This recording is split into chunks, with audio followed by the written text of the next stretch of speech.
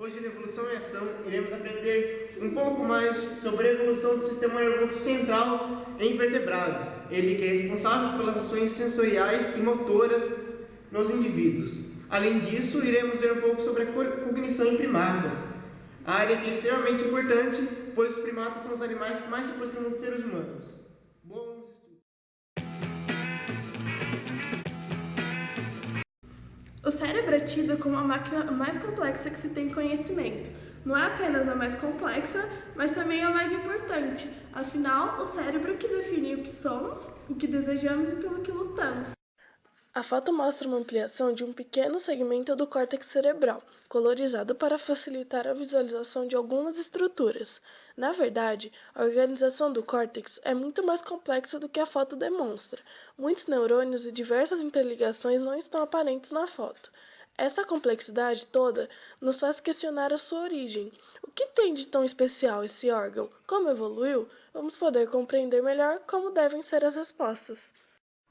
Um longo caminho evolutivo foi percorrido pelos vertebrados, até que suas estruturas cerebrais atingissem as dimensões, o grau de complexidade e a rica potencialidade de percepção, integração consciente e atuação que caracterizam os seres humanos. Os vertebrados são animais dotados de uma coluna vertebral, a qual se une um esqueleto interno, chamado endoesqueleto. Os vertebrados e os invertebrados superiores apresentam algumas semelhanças entre si, tais como um eixo longitudinal, simetria bilateral e segmentação do corpo, bem como especializações do sistema nervoso para a recepção sensorial e para um complexo comportamental motor. Essas semelhanças apontam para a existência de uma linha direta de evolução, que vai dos invertebrados superiores, em particular dos artrópodes, até os vertebrados. Contudo, a etapa-chave na evolução dos vertebrados foi o desenvolvimento de um notocórdio, uma estrutura flexível com forma de bastão, que, não sendo nem cartilagem nem osso, é formada por células vacuolares. O notocórdio corre longitudinalmente ao longo da parte dorsal do corpo e é o precursor evolutivo da coluna vertebral. Agora, podemos ter uma visão medial do cérebro humano em corte, separando os hemisférios e seccionando o tronco cerebral.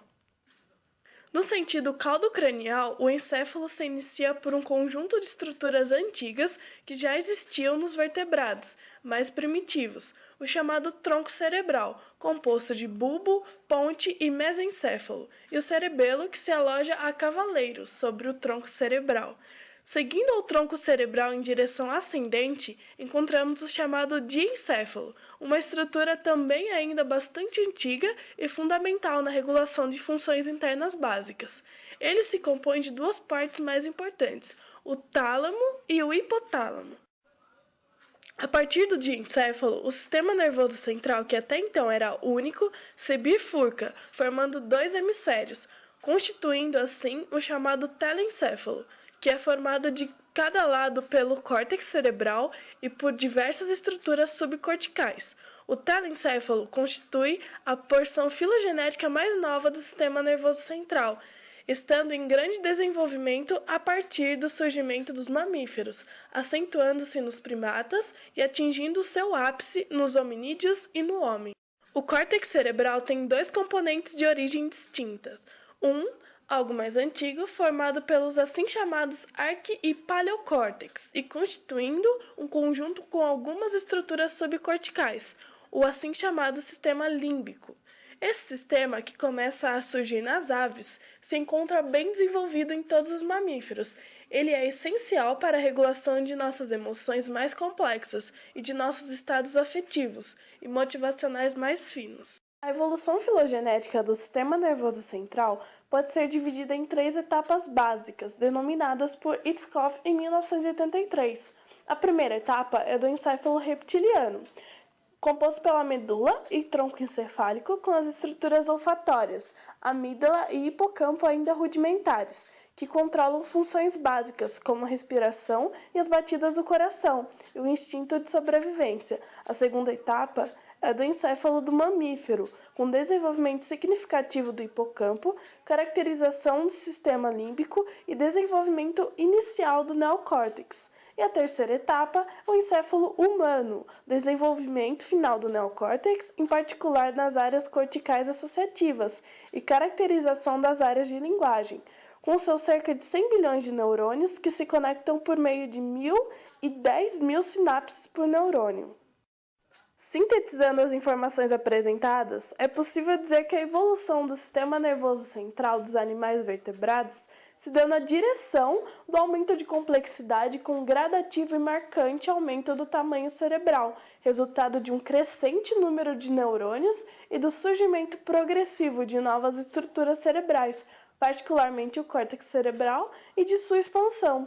O caminho de evolução do sistema nervoso central, percorrido pelos seres humanos, se deu em direção à crescente intercomunicação entre neurônios, levando ao desenvolvimento de novas estruturas neuroniais, que nos possibilitam uma mais rica percepção consciente do mundo em que vivemos e uma mais afetiva adaptação a diferentes ambientes. O processo evolutivo levou, até pela complexidade de suas dimensões e potencialidades, à separação de funções entre os nossos hemisférios corticais, criando-nos, de um lado, um cérebro cognitivo, racional e analítico, e de outro, um cérebro intuitivo, afetivo e emocional. Finalmente, é preciso considerar que o homem não é um organismo acabado. Seu cérebro continua em constante evolução biológica, adequando-se a novas circunstâncias.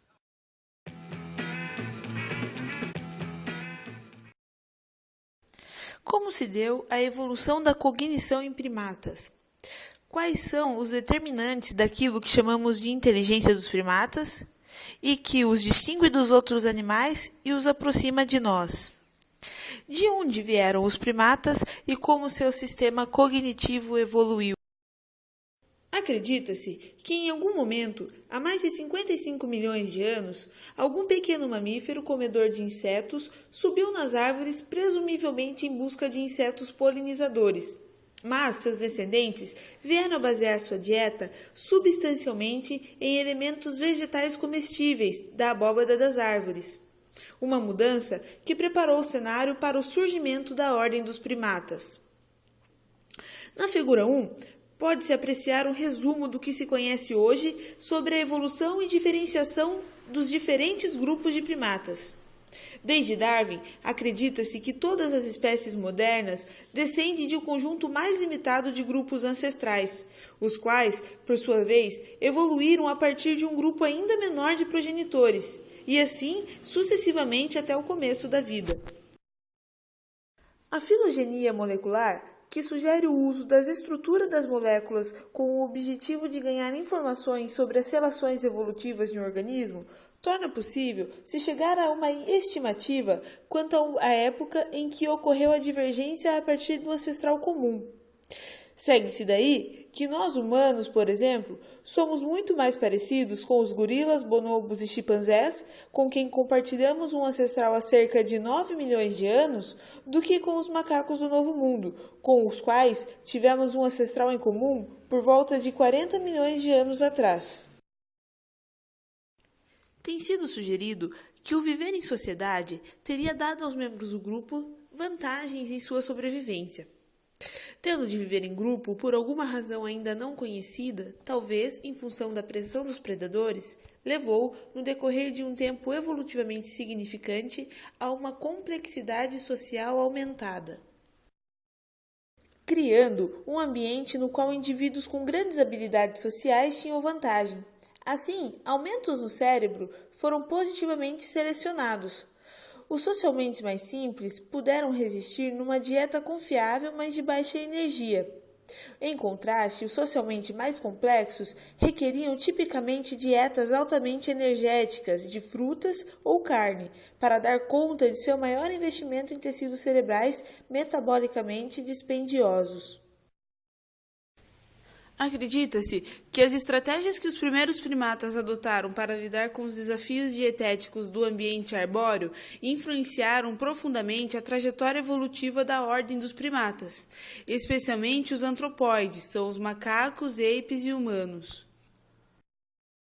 Uma das estratégias que podemos citar é o uso de ferramenta para muitos tipos de tarefas que tem sido bem documentado entre os antropóides, incluindo o uso de pequenos ramos, pedras, galhos, cordas, ganchos e etc. De todos os primatas superiores, apenas os seres humanos e os chimpanzés caçam e comem carne em bases regulares.